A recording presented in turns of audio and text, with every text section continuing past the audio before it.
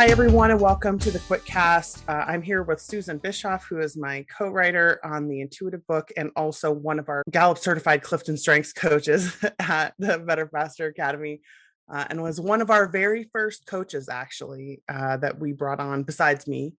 And so Susan has kind of been here the longest in terms of like the coaches that we have brought on. And so she's coached a lot of writers also, and also is interested in this topic just from personal experience. And so because Susan is so high in adaptability, which I really appreciate, she did not know this is what we were going to talk about today. But because she also is high in intellection, we've been thinking about this topic for, I think the first time we brought it up was more than a year ago. It might have even been almost 2 years ago. Just knowing that we were seeing patterns in our coaching clients, and we really felt like we needed to address this particular topic of intuitive writers, because there isn't a definitive work out there about it currently. It doesn't mean there won't ever be, but there just isn't right now. And I think a lot of the way that people approach creativity research, I keep hoping that they'll get there, and then they just don't quite get there. It always comes across as something very structured and linear and concrete and explicit. And so we both acknowledged as we were getting ready for this call, it's difficult to talk about an abstract, non-linear, non-concrete concept like intuition. But because we're both intuitive writers, I think we are really passionate about this topic. And so what we're going to talk about today is what intuition is and is not. So the definition that we use, and then specifically there are some ways that people talk about intuition that intuition is not that thing. So and we'll get into that, but first I want to ask Susan just to talk for a second about what is it that makes you so passionate about this topic? Get head up on stuff when I see a lot of people being hurt by the same things, whether that's the biases in the writing community um, or in the culture at large, and especially when there are things that I'm personally familiar with, where I'm like, oh yeah, I know how that feels. The question that we've been getting the most often since we started talking about this is, am I an intuitive writer or not? And it's hard because there are so many different types of intuition, and we'll talk about that a little bit more, both in the book and in subsequent videos. But then additionally, you can be an intuitive person, but not necessarily have an intuitive writing process, or vice versa. You can be a more concrete and explicit person, and then also have an intuitive writing process because of like you're high in empathy or high in individualization or relator, and that's really driving, or strategic, and that's driving your writing process. And so I think talking about intuition is innately difficult because it is both very, very broad and also very individualized and personal. And so we just want to acknowledge that at the beginning, how much of a challenge it is. Um, if you could put a definition on intuition, Susan, how would you describe it to someone? I always say that the operating definition that we use is um, when you know things without knowing how you know them. Yeah. Yes. It's I'm sorry to laugh at that, but it's so like it's so accurate.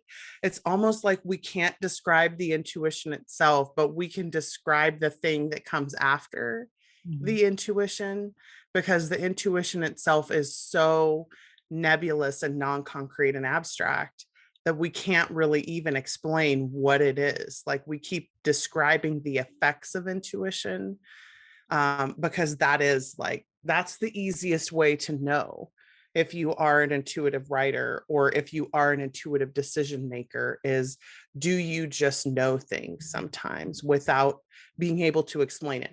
What I don't mean by intuition is um, only learned knowledge, right? So like if I learn how to tie my shoes, I'm not intuitively tying my shoes after that.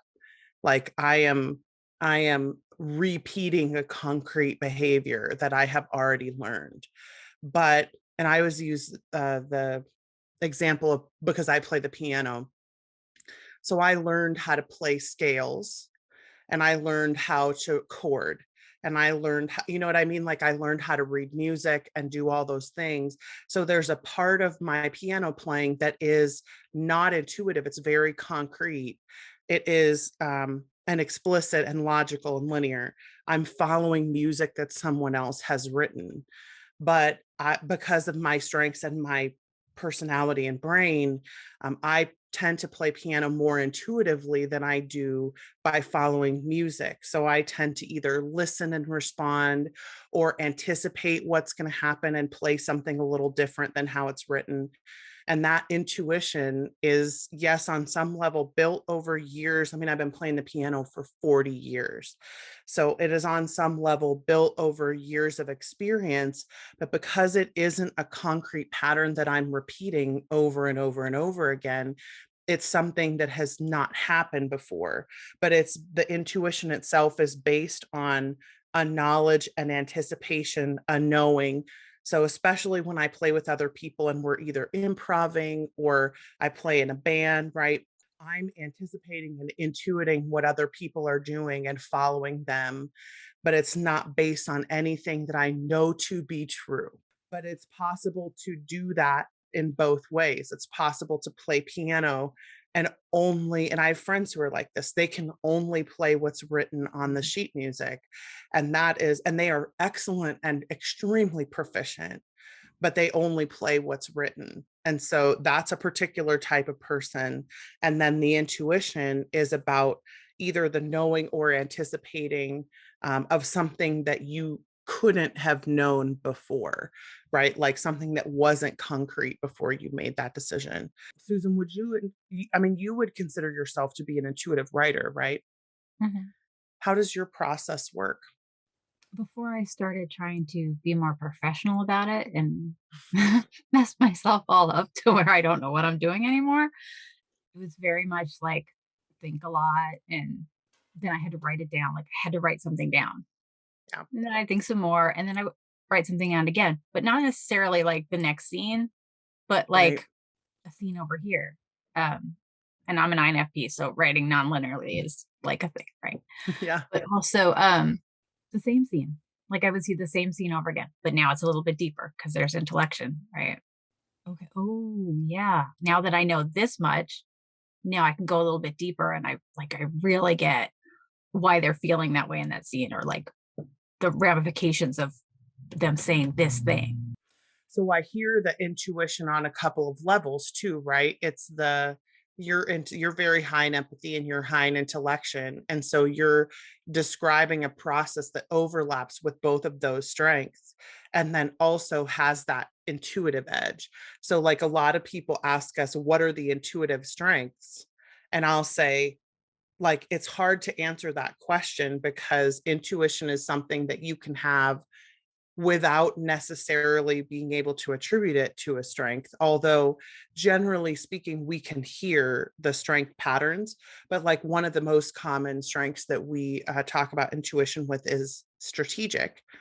But it's possible to be a very concrete, explicit, linear, logical, strategic. And then it's possible to be a very intuitive, feeling, etc., strategic, right? And so the reason that we set those up on opposites when we talk about them is not because they are actually opposite, it's because the expression is different.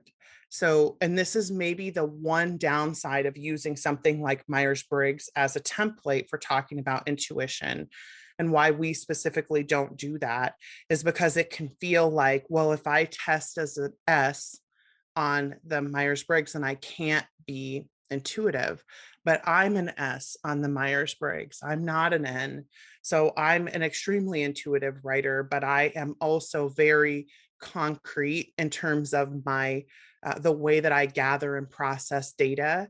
So the reason that I can talk about intuition like explicitly is because I watch other intuitive people take data in and I see the patterns and how they're taking it in, where they may not see that on their own. They may think, oh, it's just a feeling. It's just a gut feeling that I have. And I'll say, no, you actually are processing all of the same data that I am. You're just not aware of it in the moment. And so you're making the intuitive decision based on a high number of data points that you're taking in and processing at light speed, and then understanding the connections between those points and making meaning out of them. So when Susan is intuitively writing forward, what somebody might call like writing into the dark, right? Not necessarily knowing what's going to happen. Slightly different from the Dean Wesley Smith version of writing into the dark, where you don't ever really go back a lot. That's not necessarily what I mean, although that is an intuitive process. It's just what I more mean is you don't necessarily know what's ahead of you, but somehow the story unfolds in front of you.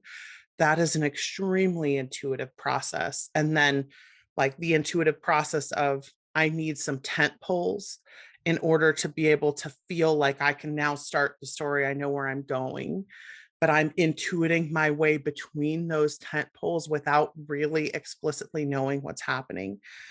So all of these intuitions are built on what we call autopilot, which is the building of your internal computer over years and years and years of story ingestion, and then knowing what is good and what isn't. Does that make sense? Yeah. Like what's compelling about a Mhm. story. And because Susan's also an editor, she may have a better answer for this. That's Um, exactly what I was thinking. Like yeah, like because you break that's it how I apart, edit, right? right? Yeah. I edit from gut feeling of, ooh, that doesn't quite get there. And then because I've spent so much time as a strategic trying to show my work and Yes. explain Yep. why I think something, right? And I have to go back and find the evidence or the explanation for someone.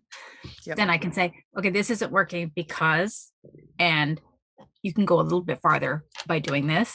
Yeah. Yeah. But the initial knowing, Mhm. right, The insight. I like is the word insight a insight. I lot. like that.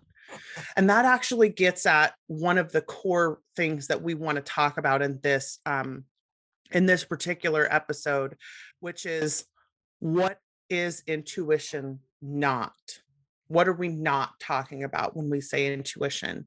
Because some of the comments that we've gotten back, either on the Patreon or in the Facebook groups, are things like, well, I can't trust my intuition because it leads me astray all the time. And then we'll like push a little bit deeper into that. Like, what do you mean by that? And they'll say things like, well, I intuitively believe that I suck at everything and that there's nothing good at, that I'm not a talented writer, et cetera. And I'm like, wait, that's not intuition, though. That's very different. How would you explain the difference between the, because I do like the insight, like if we assume intuition is about um, essentially putting meaning between points of data that you can't see. So there is an element of that that's included in this other thing that we're doing, but they are not the same thing, right? Yeah. The things that I am often concerned about. So it's not that intuitive insight is always positive Right. and it because it's not. And sometimes Yep. you will intuit that it's a wrong way to go or it's a thing to be worried about or whatever it Yep. is. So when it's a pattern of thought, when it's cognitive distortions, often that's like a learned behavior that's not intuition. Yes. It is still a pattern read, Mhm. right? Like in terms of the way that we talk about it in on the Patreon when I talk about this is at some point that was helpful. Like at some point the negative thinking or the catastrophizing, right, globalizing, things like that, the distortion was helpful, and then your brain latched onto it as a way to explain all future problems. So you have a pattern over time of going to that place because it was helpful for you. And so understanding, and those of you who are interested in this, I highly recommend looking into IFS therapy, the internal family system, doing some kind of parts work.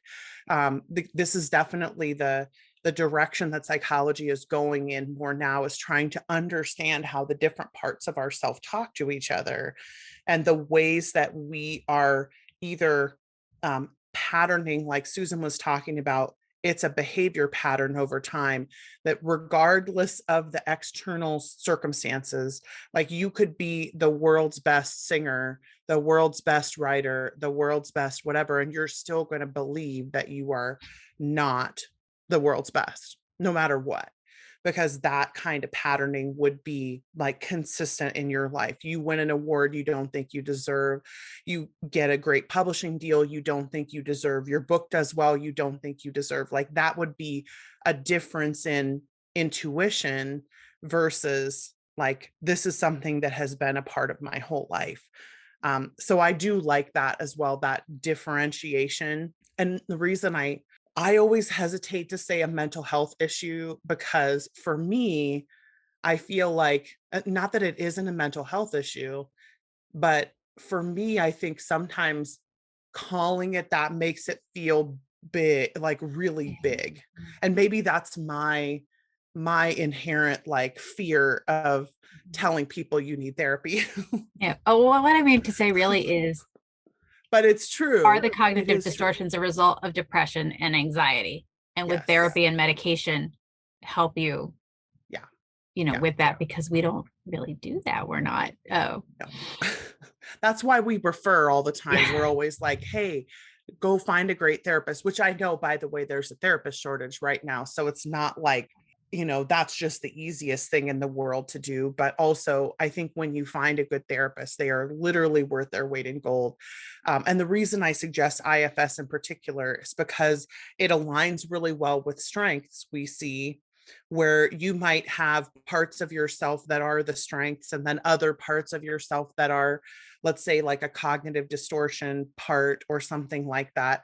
And then your therapist can help you learn how to integrate and learn how to discuss with and talk to and heal and help and, grow and all those things. That's not something that we do here.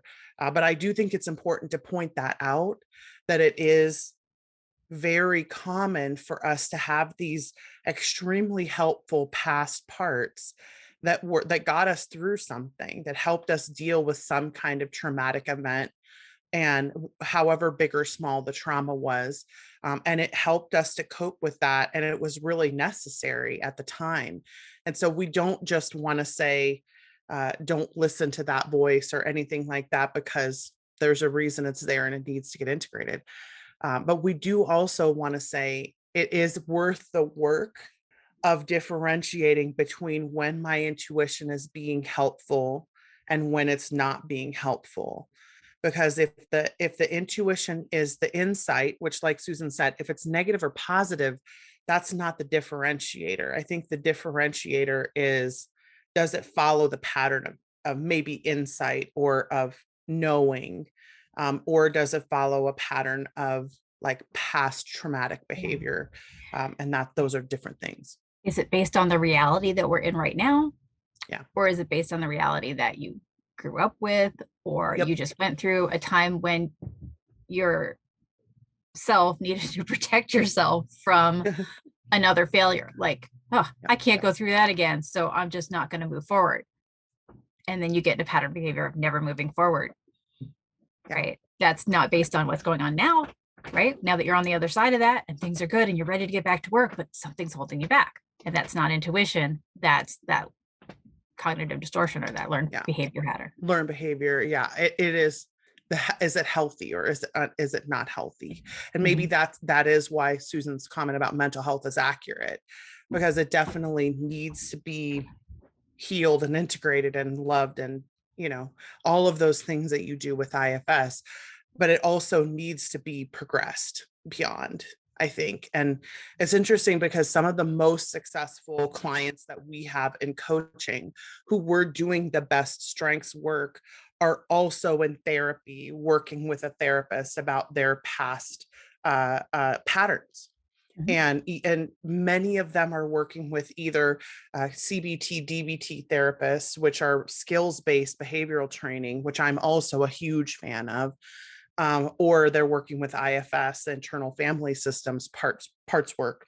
And it's interesting to watch that the stuff that comes up that's therapy related that we just know we don't have to handle in that particular session because they're going to talk to their therapist about it. And then we get to kind of take the health that does exist, because all of us have health that does exist, and we get to maximize that piece, which sometimes means basement work, right? Like sometimes means let me stop doing these particular strength behaviors that are inhibiting my success instead of supporting it, supporting my success. But I feel like that's the differentiation that we need to make about intuition, is that your intuition on some level should be helpful and healthy and insightful, even if it's negative. So intuition can also be like, let's not do that, or, ooh, there's a roadblock there.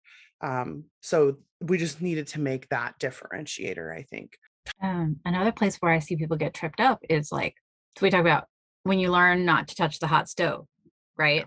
You did something, there was a bad result, and now you don't want to do it again. There's a lot of cases where what you recognize as the hot stove was not the hot stove. So I always use the example of the lion at the mouth of the cave, right? Where when fear comes up because the situation approximates something that feels scary, there's a difference between I'm scared of something because my adrenaline is kicking up and I'm like afraid of failure, or I'm afraid of something, even just subconsciously quickly afraid of something, rejection, things like that. There's a difference between I'm intuiting the situation correctly and because I'm reading all of the data, versus I think what Susan talked about earlier was really accurate. Is that really the reality of what we're living in right now? So let me use a couple of examples from writing. A lot of first time publishers, indie publishers, they may have been published with New York in the past even, but a lot of first time indie publishers have a fear about hitting publish on their first indie book, or about being finished with their first indie book, because what they're used to in the past is someone else being the decider about all of those things. And so someone else is bearing the weight of all those stakes, all the high stakes of all the money that's involved. And then when I become the person, I haven't yet acquired the skills that I need in order to do that on my own, because I'm used to having someone else do it. So I think there's a lot of fear that gets involved in like the first time I send in a query or manuscript, the first time I hit publish on a book, the first time I finish a manuscript and send it to someone, things like that, where I would say sometimes there is an intuition in it's not ready yet. It's not where I want it to be. And sometimes the only way that you can know if it's intuition or not is to talk to someone about it, and for them to ask you things like, what would happen if you just sent it to someone right now? And what's the worst that could happen? And you walk through those things and see if you can deal with that. Because sometimes your intuition about what you can and can't handle is correct. Sometimes you don't have the skills to handle rejection on that level. But then instead of just continuing to hold back, what we want to see is, okay, let's go develop those skills. Like, let's increase your ability to handle rejection. Let's increase, which sometimes means you have to get rejected and then learn that you can handle it, right? So sometimes it might involve still hitting send or hitting publish. And I wrote a piece on the Patreon this week about this phrase that I heard in Drive to Survive, which I just am obsessed with right now, Formula One racing, obsessed. But it was, if we don't fail, we can't learn. And I kept thinking about that just on repeat in my head, all of the phrases that we have about failure and the way that we anticipate and want to not fail and are afraid of failure. And then it's like, You don't know how you're going to handle failure until you experience it. You don't know how you're going to survive it or how you're going to learn or grow from it until you experience it. And so part of the reason that people get more comfortable with recovering from failure, the more they experience it, is that they can look back and see that there's a pattern, right?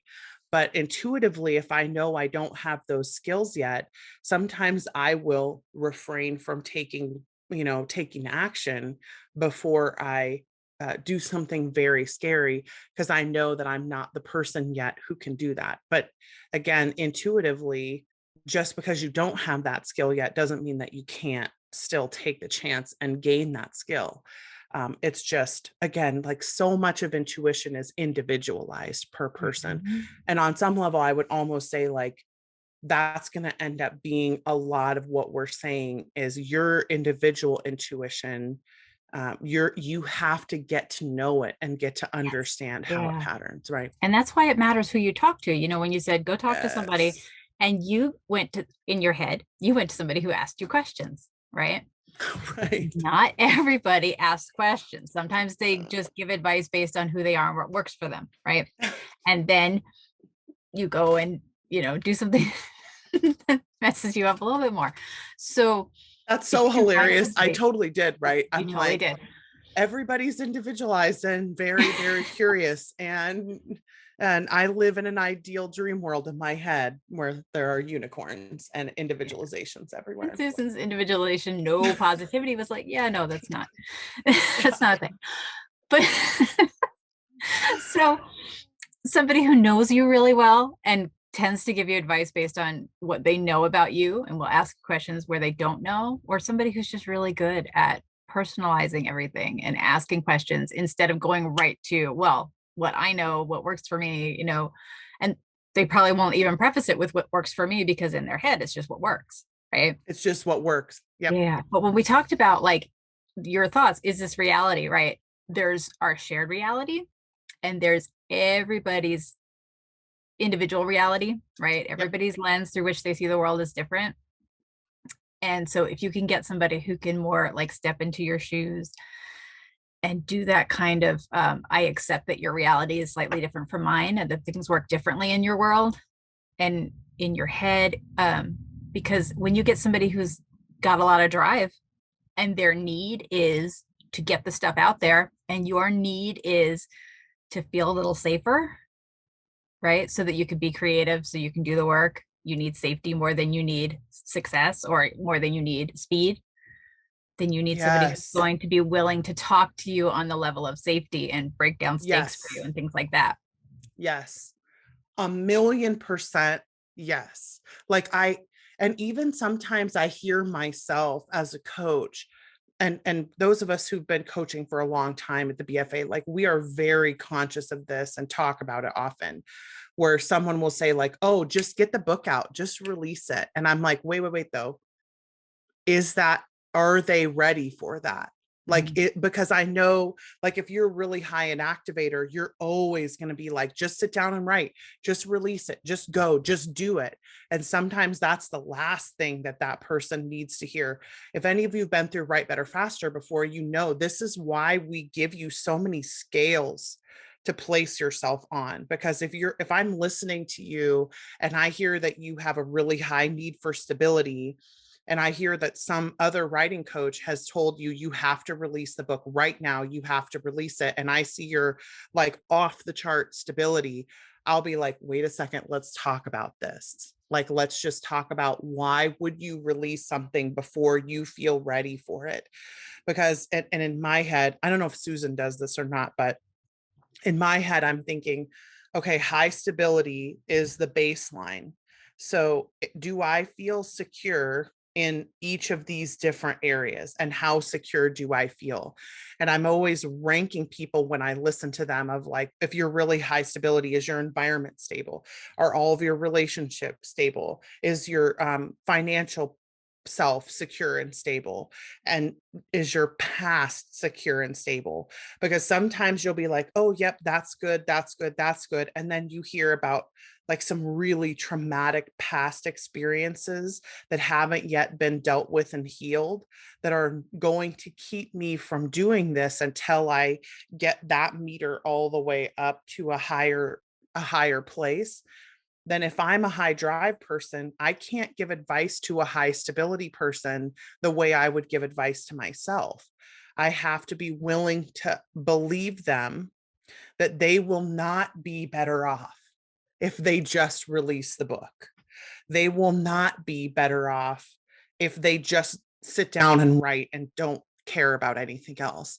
Like, I have to be willing to trust that they are correct. And again, this is why I struggle so much with saying, like, you should really come to us for coaching. Because on one hand, that is what I believe, because I know that we individualize to like a hyper place. But also, I don't want to be that person who's like, I know you trust what I say, and I'm very certain. So if I tell you to come to us, you're going to go to us, even if you think you should go to someone else. So I hold back all the time on saying, like, hey, you really need coaching, go get coaching. Because I just don't want to force people. I don't want to encourage people to spend money, not force. I don't want to encourage people to spend money unless they really need it. But that doesn't mean that I don't believe in what we do, because like what Susan said is just so key, that if you're not talking to someone who believes that you are correct about what you see in your internal world as much as it is objective, right? So minus all of the past patterns, you're not talking to a person who's going to take care of your intuition. And that might even be a strengths coach who's just not listening to you. Just because somebody is a strengths coach doesn't mean that they're infallible or anything like that. But I'm so glad that we got to this place as well, because I do think that your intuition about what you can and can't handle is sometimes the most important thing that you can listen to. Because if you really don't have the skills, then no matter what everyone else tells you, you're not going to be okay if you do the thing and it doesn't go the way you want it to. You need to either increase the resilience or increase the support or increase your own energy or capacity or heal something that's happened in the past, so that you can move forward from a more whole place, a more full meter place, and then be more confident or secure, right, in what you're doing. Yeah, I Yeah. got a story. Yeah. Having Yeah. memory. I'm thinking of like when one of my really early coaching calls with you, which by the way, everybody was on Messenger because I was afraid of the camera and all stuff. So look at me. Anyway. I know. Look at Susan. Susan is on the podcast and regularly does public videos now. This is huge. Yeah. That's huge. But, at that time, Becca asked me a question that was something like, so we were talking about my need to plot everything through, and I get stuck on the plotting, and she asked me a question of like, how do you really feel about that, and what's the most important thing? And if you didn't plot your way through, and long story short, my answer was, I can't fail another book. Like I feel like I have to plot everything through because I can't fail another book. And obviously we're talking about, I'm an intuitive writer. That wasn't the path for me. But at that time, Becca was like, okay, then, because what she could hear was, I can't go through that again right now.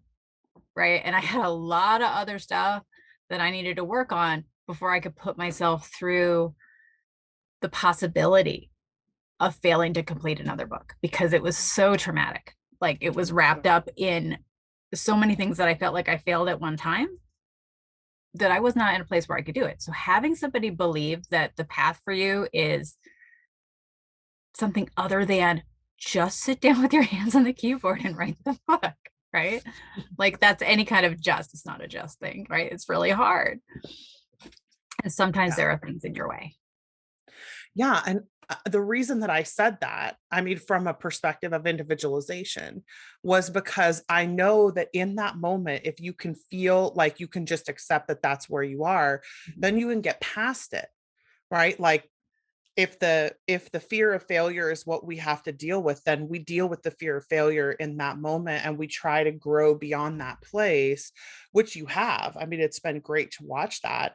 But if you hadn't been allowed to feel that thing in that moment, then you would have never been able to get to that spot. And I think that that's one of the most important things about listening when people are having problems is if you're not willing to believe them when they say something is too scary or too big, Mhm. not everyone is equally equipped to deal with that in that moment. And you don't know their life. Like Right. you don't Yeah. know, you don't know just how equipped and not equipped they are. And if you and I've seen this happen before where people have forced their way through stuff and they end up so much more damaged on the other side, that it's like, if we can just let you be where you are in the moment. And I always think of it, I had a professor in grad school who used to talk about the transformation process, like if you want to catch a deer, and he used to say you can't run out into the forest and like yell at the deer. You can't be like the coach, the basketball coach with the deer. You have to walk very carefully into the forest and become a part of the quiet, and then the deer will come to you. So that's how you catch a deer. And his point was, if you don't let people be who they are in that moment, they're never going to transform into what they could become.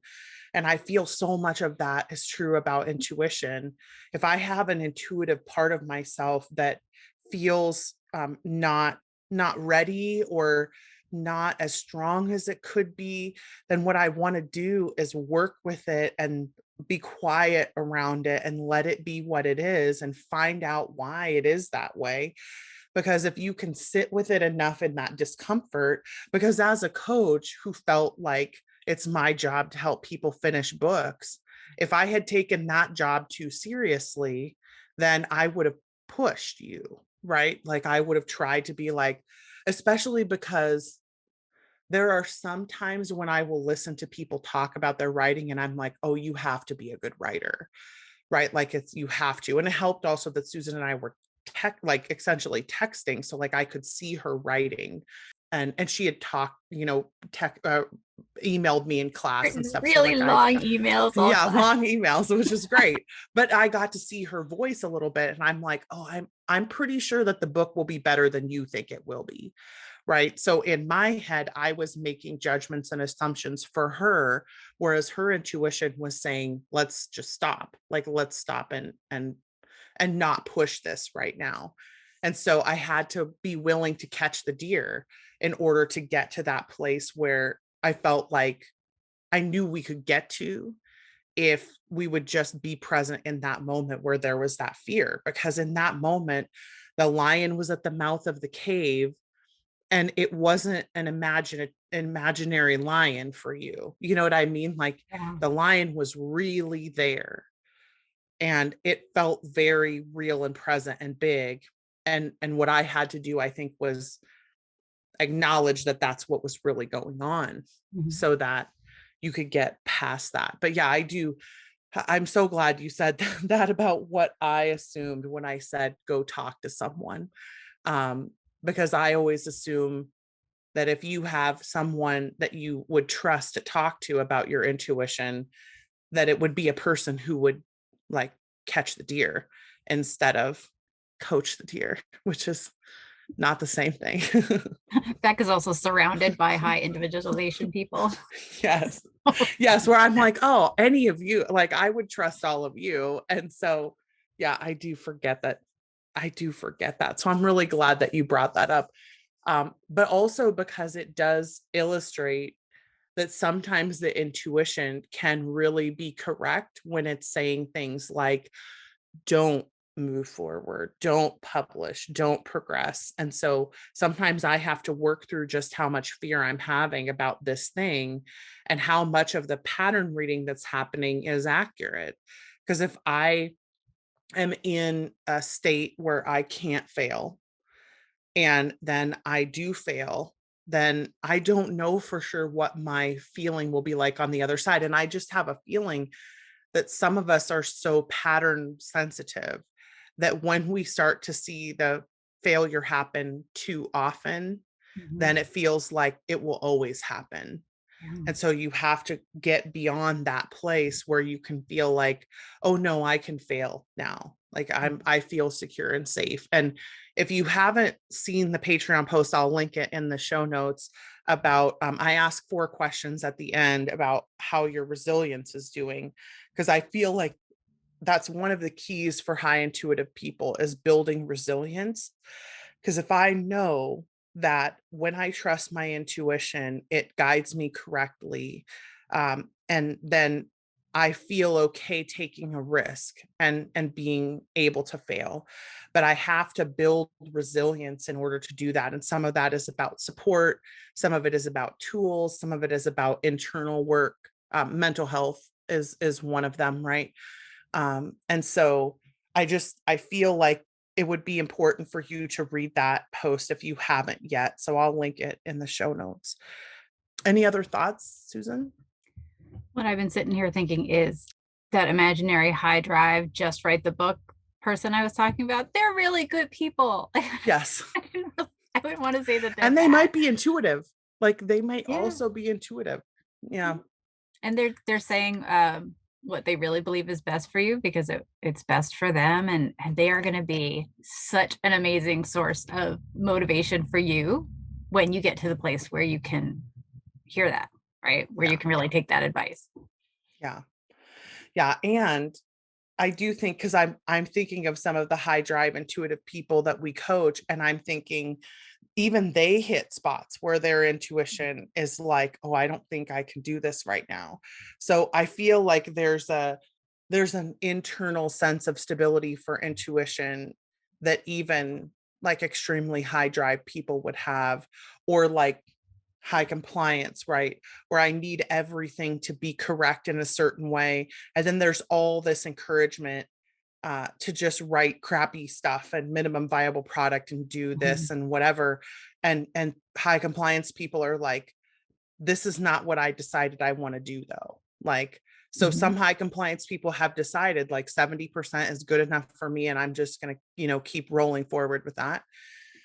And then some high compliance people are 99% people.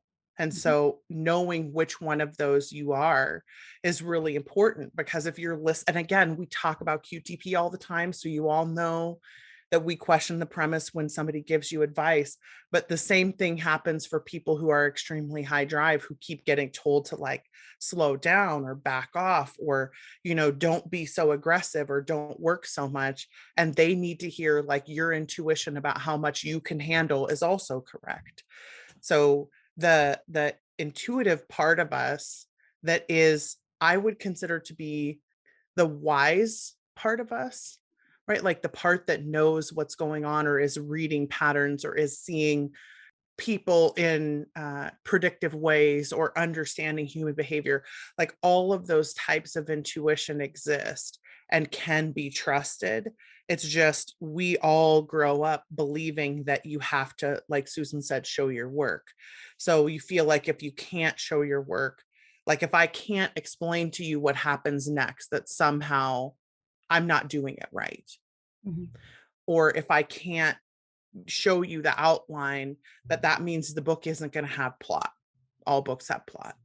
Like those kinds of things, I do think it's important to illustrate. Intuition is abstract and nebulous, but it also is trustable. It also is provable. And so, yeah. But like I said, I felt like it was important to differentiate between that sort of divergent behavior, past behavior patterns, and intuition. Yeah. Do you think authority is important for intuitives? So we know that knowing yourself, being able to trust yourself is important in that, you allows you to decide what advice to listen to, right?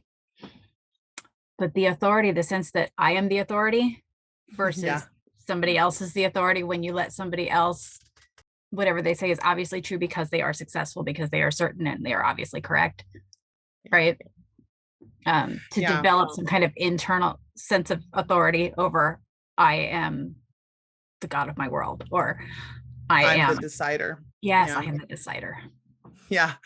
We talked a little bit about the difference between certainty and correctness last week too. So if anybody wants to hear more about that, go watch the Trusting My Intuition, I think is the name of the video. I would go watch that one, because that is absolutely why intuitive people question their own responses, is because they feel, but I can't prove it, but I can't show my work. And so therefore the person who can show their work is clearly the one who's correct, but that isn't necessarily true. Well, thank you so much, Susan, for being here today. And we are still working on the intuitive book, and it is a labor of love, I think, at this point, because man, it's hard to talk about something that's so abstract. But it has really been fun. It was really hard writing for everyone instead of being able to have that one-on-one coaching where I ask you something and you respond to it, and my intuition says, okay, we need to go down this path or this path with you. Yeah. Right. And now I'm trying to write to everybody. And so I really only write about myself. Yeah. That's hard. Which is, I do that as well. And sometimes I don't know if you do this naturally, but I will think of like one person to write certain parts to. So like I'll think of an intuitive writer, and this usually happens like right after I've done a coaching session. I'll be like, okay, this person needed to hear this, and this is a pattern that I see in a lot of other people. So like I'll write directly to that one person. And so the intuitive book has become kind of a behemoth task just because we're trying to cover so many things and answer so many questions. So we are doing Susan and I are doing an Ask Me Anything on the Patreon insiders level and above, on the Patreon this month. And so if you have questions about intuition, if you have questions about strength stuff, go join the Patreon at the insiders level or above. And I think it's on the 22nd of April. And so we're going to answer questions, and you can submit them early if you can't be there. And we're going to try to answer everything that we can. But because I do still think that individualized attention to intuition is the best. So if you're having questions about your intuition, again, I hate just saying come to us, because I know there are other people out there who are capable of coaching intuitive writers, and many who do. So if you know of someone else, feel free to go to them. If you don't know of someone else, come to us, and we're happy to help. And you can get coaching on our Patreon levels, or you can also get coaching by contacting manager at betterfasteracademy.com. But we do encourage you to come and at least go read the post on the Patreon if you can, because I do think that will be helpful. And thank you again, Susan, for being here. And thank you, everybody, for being here. And we'll see you next week on the QuitCast. Bye, everybody.